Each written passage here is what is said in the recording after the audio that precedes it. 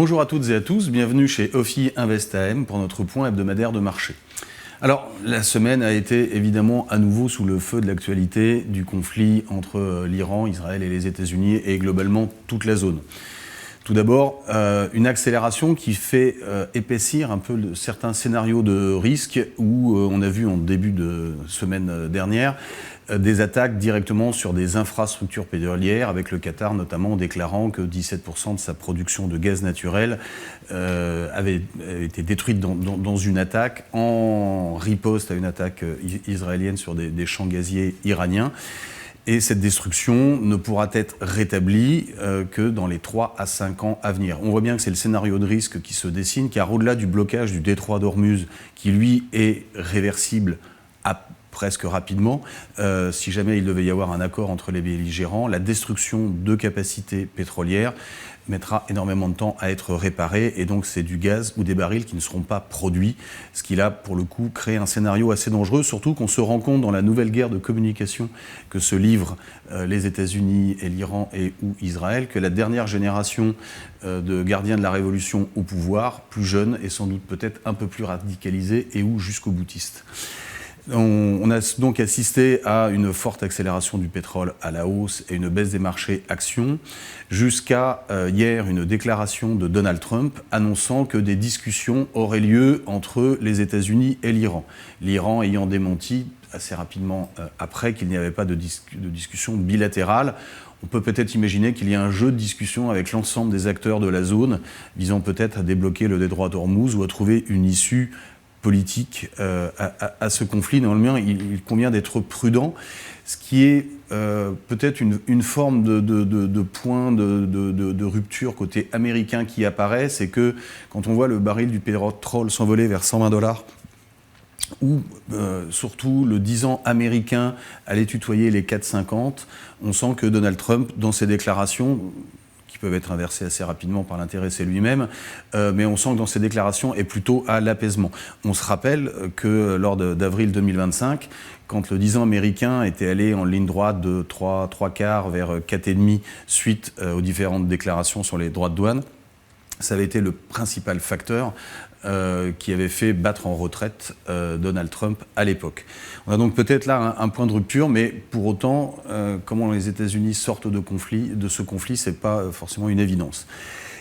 Aujourd'hui, on a toujours un scénario central, je dirais, qui voit un conflit diminuer en intensité, en tout cas guerrière, dans les semaines à venir. On sait qu'on a des sujets de stockage du pétrole, sans doute l'arrêt de certaines raffineries qui ne peuvent plus stocker, puisque rien ne s'écoule par détroit d'Ormuz, dont ont besoin l'ensemble des belligérants pour fonctionner.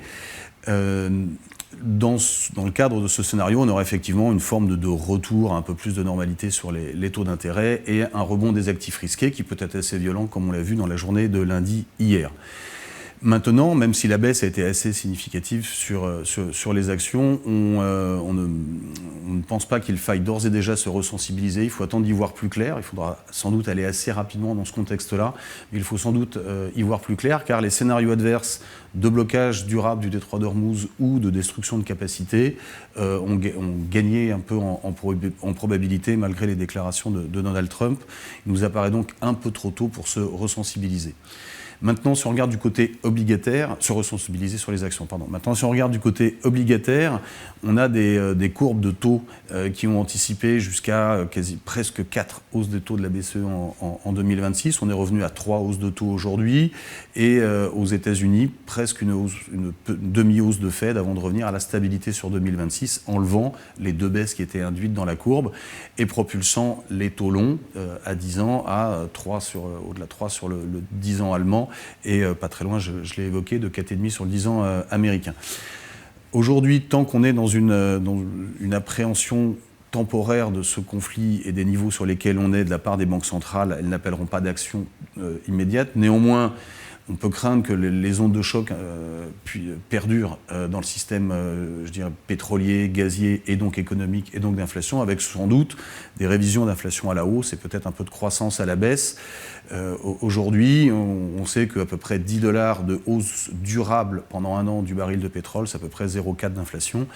Si on utilisait la courbe des prix à venir à 1, 3, 6, 9, 12 mois du pétrole, on aurait à peu près on passerait de 1,6 en moyenne à 2,3 d'inflation en Europe, avec sans doute une baisse également de 0,3, 0,4 points de PIB sur la croissance.